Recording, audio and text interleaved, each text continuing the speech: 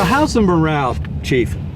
Morale's pretty good. This time of year, of course, it gets a little bit tough. I think it does for everybody with the weather, Yep. and all that. But I will say we've been very busy with a lot of calls, and usually that's you might start having issues with morale during your slow time. But when everybody stays busy, everybody's usually. But the other reason, my other question about morale is. Yep. The living conditions. After what I've seen and just what I saw there, here's what I would say. Some of the firefighters, we have a lot of new, younger firefighters, right? And those are the firefighters. I mean, I'm sure they would look forward to having a new facility to finish their careers in. There's a lot of us that have been in that building for many years, so you may find a few people that have been there that are like, okay, fine, I'm going to finish my career in there, and that's where you may find the separation. You know what I mean? Right. I think if I had 20 years left of my career, even 15 years, I'd be thinking, well, look, let's try to move forward and get this done. You know, whereas if you're at the end of your career, maybe you'd have a different point of view on it. okay. All right, so this is the side of the building that we're going to come off of, right? Yep. You can see where that little jog comes out, that one-story building. Yes. Okay. That's where the main administration space and crew quarters are going to come off, and then off of that we're going to have the So right in this area, right here. in this area right here. This is it. This is it. So like I said previous, the building's going to come right off this way, heading this way, okay? Right. The first section that's going to come off, that's going to come out, is we're going to have the administration offices with the crew quarters. Depending what floor we're going to have those on, one will be on the first floor, one will be on the second floor. And at the end of that building, we're going to have the apparatus bay, the garage part that houses all the fire. Facing this way. Yes, and right. it's going to be facing, like I said, it's going to be facing Fairgrounds Road. And it's going to be 6 bays, 2 fire engines deep, okay? Mm-hmm. So that means we're going to have a much better visual, wider ramp to be able to respond off. When people come to the fire station, the public, will they come in the same way that the public will come in the main entrance. Right. That's why that building was designed like that. The entryway, it's big to come in, but the idea was you can go right straight through to the fire station, or when you come in, you go right to the left where dispatch is, where the police station is. Okay. As well, off of the right side, you have community space downstairs and upstairs. Now, what size building are we talking here compared to what we have already? Well, the building that we're talking about, between everything, administration space, crew quarters, and apparatus space, about 22,250 square foot. That's about what the plan is. Now, of course, how big is this now? Do you have any idea? It's. I'm not too sure how big it is. Right. This here's got to be somewhere around 18,000 to 20,000. Okay, maybe. so it would be another one of these. Yeah, sort of. yeah, because you need the space. Yeah, for the trucks. because what you're going to see is if you look at the administration space and the crew quarters, that's the small part of the building. The big part of the building, it's a big garage is what it is. Right. Well, a big garage with storage space for all our equipment and EMS supplies and all that. Would you guys share any of the facilities? For instance, the kitchen? Here's what we would share. The kitchen and the crew quarters, those are separate firefighter crew quarters. I know the police, they have their lockers and quarters on one side. But for the building, the training room upstairs was one area that we were going to be able to share. But I think what happened over time is that space has become more public meeting space, because the town is so short on space and it's in such a need of space, which is fine. We still book that when we can for training. In the basement, we may have another little training space so we can do classes if we can't book upstairs. Some of the other areas that I guess you could look at them as shared, but what it is it's the building was designed for us to hook into electrically plumbing, heating, all that. That was the whole idea of doing it as a public safety facility, not having two separate heating sources, two separate main power sources, and all that. Right. So all that is there for the connection. You know what I mean? But like I said, it's not like we're going to be sharing locker space or anything like that with the police officers. You can't do that. They have their firearms and all that. They have to keep separate and locked down. But you know, there's still considerable amount of structural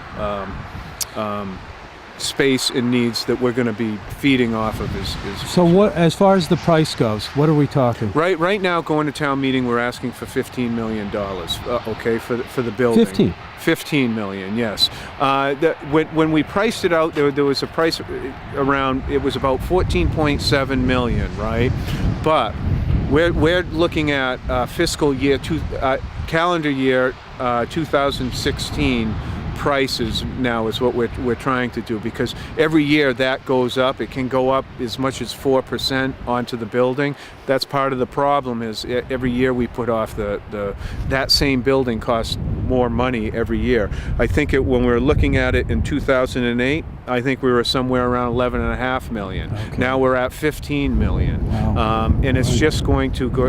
No matter what, you're going to need the space. So if you build it now or if you build it later, it's still going to be the same space. It's just going to be a different dollar amount. That's all. First thing I want to say, this is as far as we got floor plans, money for the fire station. Okay, we don't have any other anything else here. Now this was a company, Kessel Booth, that came in. We worked with them. I worked with a architect and engineers to design the fire side anyways. This section is the police section right here. Here's the that's already there. Yep. That's already there. Here's the front door, Sure. front lobby when you walk into the front lobby.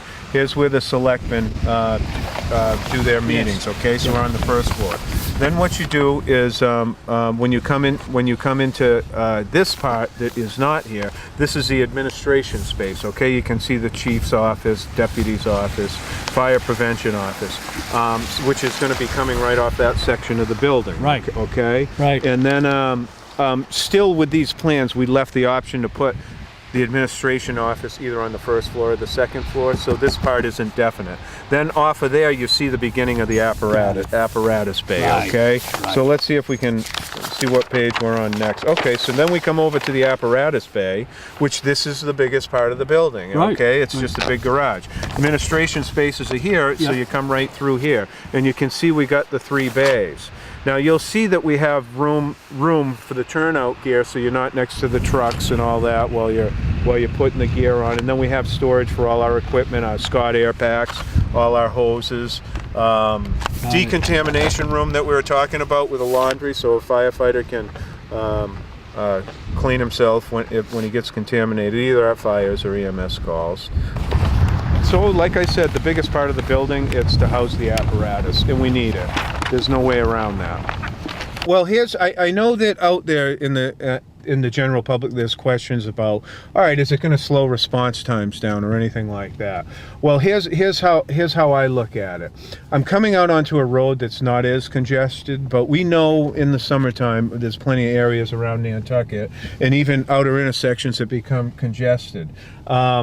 There is we're out working with Andrew Vorse, and of course Andrew's always been working hard for improvement for traffic flow on working at the intersection of Fairgrounds and Old South Road, as well as intersections by the hospital and other places to get traffic to flow better. So that's the biggest thing.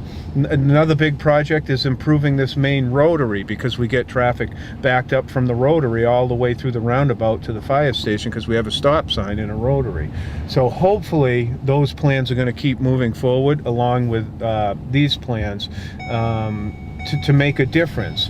The locations I don't think are going to make that big of a difference in response time per se, because like I said, we looked at the fire station work group looked at like 5 different locations.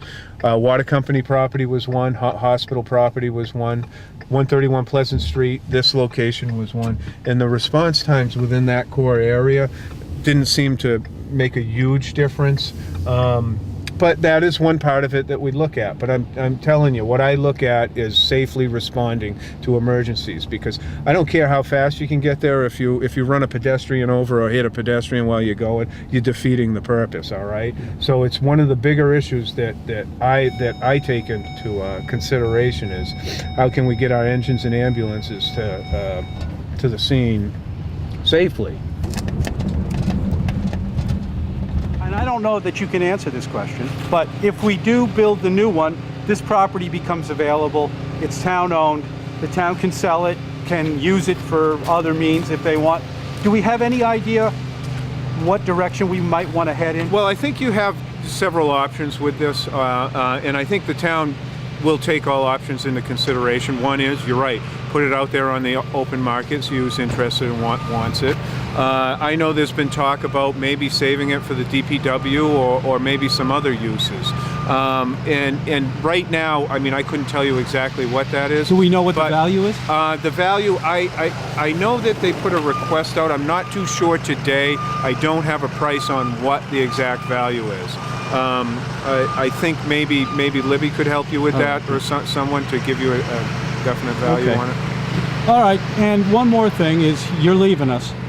Yes, I am. My retirement date's October 1st. And do you know what you're going to do? Or right now, I don't have it. I don't have any plans. do you want to continue to stay as a fire chief somewhere? No, I'm not looking at that. I'm looking at staying on the island. Yeah. All right, if that's at all possible, and I'm going to see how that goes. I look at it as an adventure. You know what I mean? You want to just try something new? Well, yeah. You know, I mean, I haven't even thought about that, to tell you the truth right now. But no matter what, I know I'm going to end up working. What I'm going to end up doing right now, I'm not too sure. Okay, but it's been great. It's been great. The citizens have been great and supportive. Working for the town has been one of my best experiences. Okay. Well, we thank you, Chief. You're a pleasant guy. You've always been so pleasant to deal with, and you've been a great chief. And I know a lot of the guys like you, and we're going to miss you. Well, thanks, Gino. I appreciate that. And thanks for giving us a tour of where we stand. Sure. We'll let other people see it, and hopefully they'll make up their mind and be more enlightened about the situation. Great. All right? Thank you, Gino. All right. Thanks, Chief. All right.